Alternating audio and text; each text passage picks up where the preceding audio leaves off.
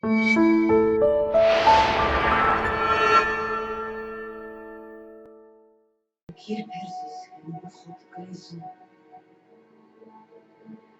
if you did it with just not your necklace on. They wouldn't be doubting if they could hear the music. I know. If they end this episode... With the eye opening up. Ghost is awake. I knew it!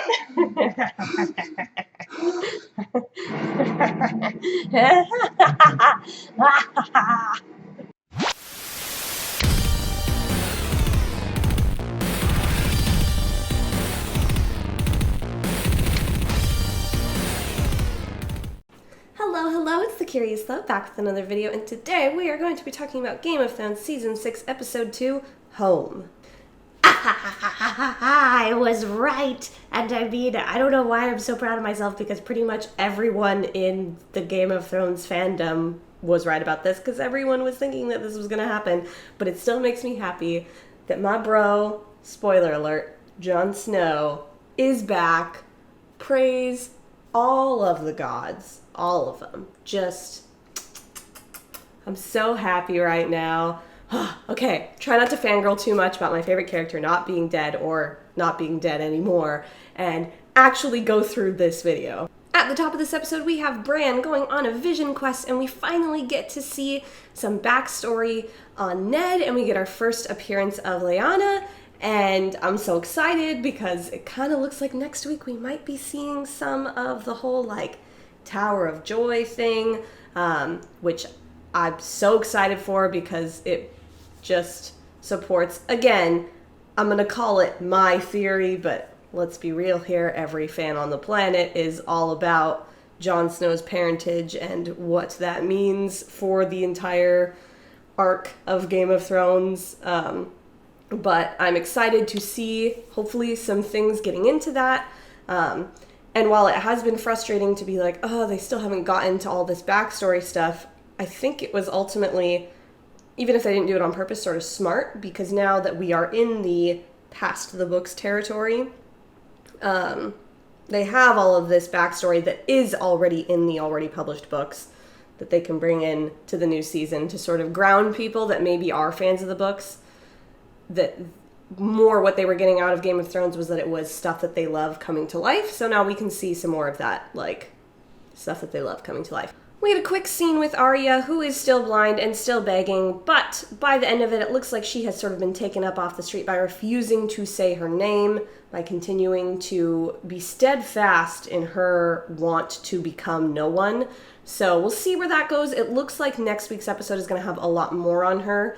Again, like I said last week, it sort of felt like this scene was just a very, like, Arya's still here, don't forget about her. Because she is one of the more, in my opinion, main characters, if this show actually has main characters.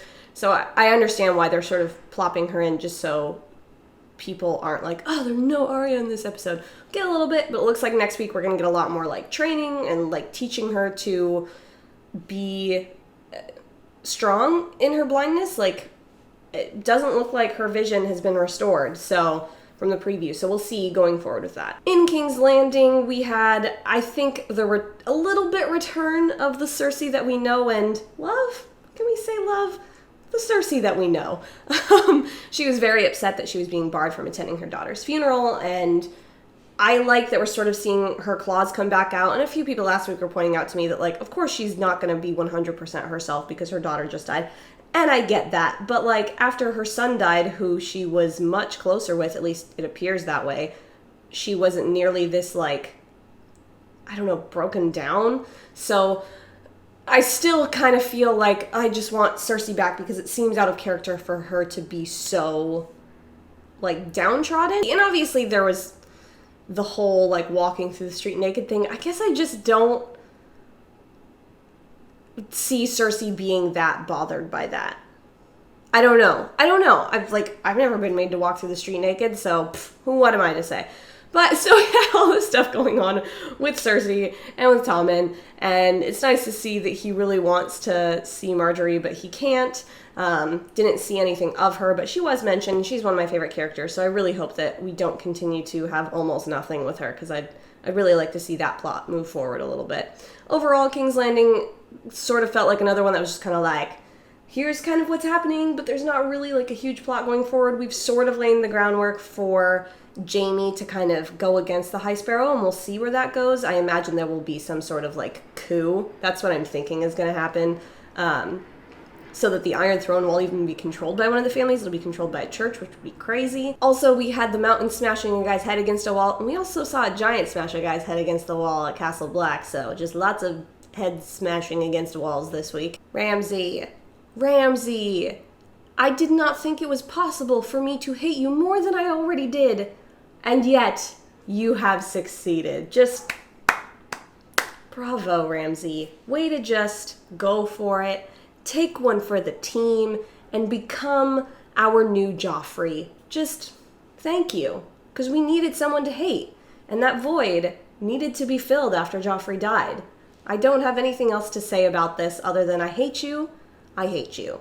Okay, I do have more than just that to say. Wow, that was intense and crazy, and I kind of saw it coming. I'm sure we all did, especially with last season with him being so against his stepmom having another child or whatever.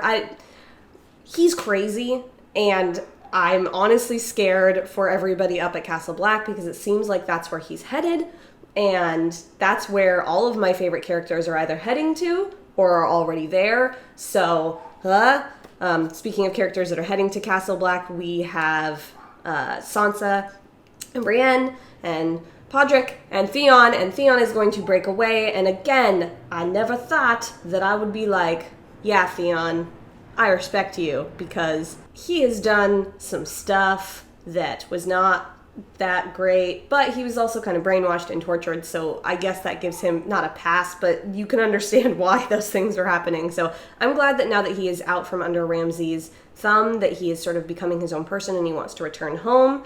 And we have the Iron Islands and everything that's going down there. And we have the second lord of this episode to be unseated from their throne, place of power. I don't know if you really call it a throne.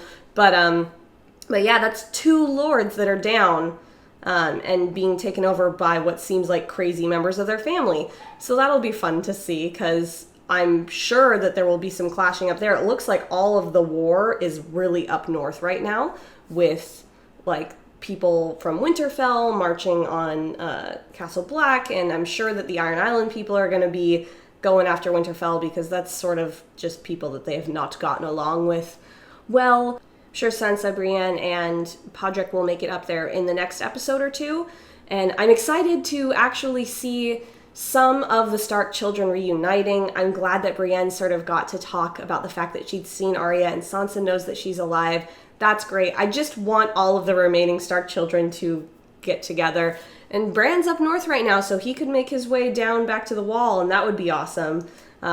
And then who do we have left? Rickon, wherever the heck he is. Final and obviously favorite plotline of the episode is all the stuff going on with Jon. I'm me, and again, I pretend like I'm some sort of unique flower there. I'm not. Everybody loves Jon. I mean, at least the majority of the fandom has been waiting for this moment. Since he was stabbed way too many times last season, we've been waiting to see him come back to life, hoping and praying that we are not waiting in vain. And yes, we were not. And you guys already saw my reaction, because I kind of knew it was coming. I mean, it was very obvious. Like, Mel goes in there and she's going to do her thing, and you know that it's going to happen. So I ran over to my computer and clicked record, because I wanted to get my reaction. So I'm happy. What else is there to say? I'm excited to see where this is going. I'm excited to see what this means for Jon and the Night's Watch, because he was just raised from the dead, and I'm sure a lot of these people who maybe were like, we don't like Jon, are going to be like, oh my gosh, Messiah, because he was raised from the dead. It'll be interesting to see where that goes. I really think that we're going to start to get a collision of Stark children pretty soon here, with Sansa going up there. And I think that Bran is not going to just stay up in a cave forever. So we'll see if he ends up coming down, because it seems like not much time has passed for him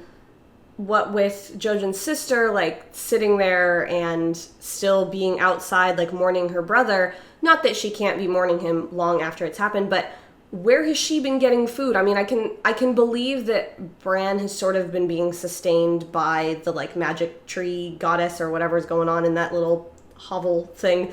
But I don't know how she would be alive or taken care of, or what has she been doing? So I imagine that it's not very long after they arrived there, so I'm not sure how, like, if they're just not going to address that we didn't see him first season and, like, what's going to go on with that. So it's interesting, to say the least. I'm not really sure where they're going with that. I do want to see him do something other than just Vision Quest for an entire season, but we'll see. We'll see what happens with that. Like I said, I really want some Starks to get back together. It looks like next week we are getting more Dany, who we did not see at all in this episode. Oh, I didn't mention Tyrion. He's amazing. One of my other favorite characters. In fact, he's probably my only favorite character that isn't a Stark.